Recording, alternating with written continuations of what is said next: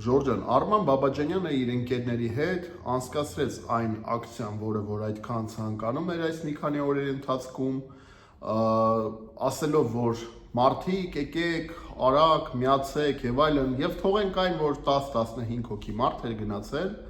եւ կեսից շատը իրենք էին, իրենց թիմակիցներն էին, դա դեռևս թողում ենք մի կողմ, բայց ուզում եմ ասեմ հետեւյալը, որ Արման Բաբաջանյանը ասում է, որ որևէ ռուս պաշտոնյա այլևս չպետք է ոտք դնի Հայաստանի Հանրապետություն, որտեղ դա մեր արժանապատվության հետ է կապված, որովհետև մենք գուբերնիա չենք։ Այսինքն Արման Բաբաջանյանը կապում է Լավրովի պաշտոնական այցը նրա հետ, որ մենք իբր գուբերնիա ենք։ Բայց երբ ստեղ գալիս են արևմտյան պաշտոնյաներ, երբ եկան թուրք լրագրողներ այստեղ,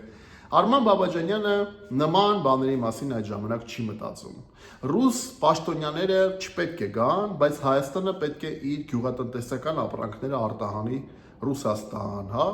Ռուս պաշտոնյաները չպետք է գան, Ռուսաստանի հետ պետք է խզենք հարաբերությունները, բայց մեր հիմնական ապրանքները պետք է գնա Ռուսաստան, տնտեսական, հա, ապրանքները։ Մենք պետք է ստանանք էժան գազ, ոչ թե եվրոպական գներով գազ, որին Հայաստանը չի դիմանա։ Մենք պետք է ատոմակայանը շահագործենք ռուսական։ Այսինքն այս բոլոր հարցերի շուրջ Արման Բաբաջանյանը իհարկե չի մտածում, որովհետև Արման Բաբաջանյանը երբեք չի կանգնի ու անկեղծ չի ասի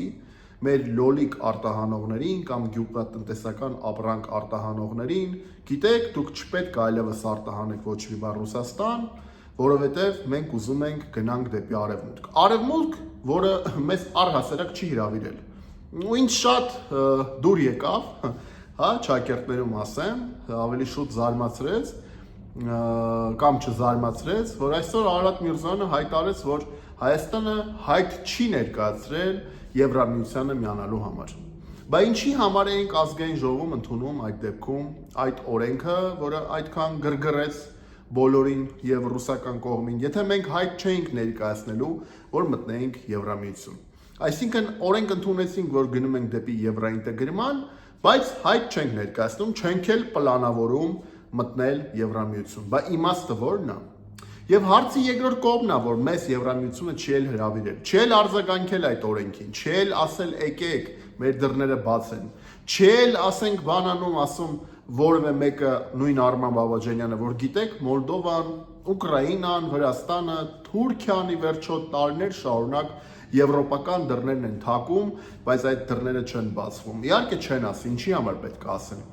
Իրանք ուզում են ուղղակի, որպեսզի իրանք քաղաքական նպատակները իրականանա, 26 թվականին գնան ընտրությունների Եվրադաշինքը, հա,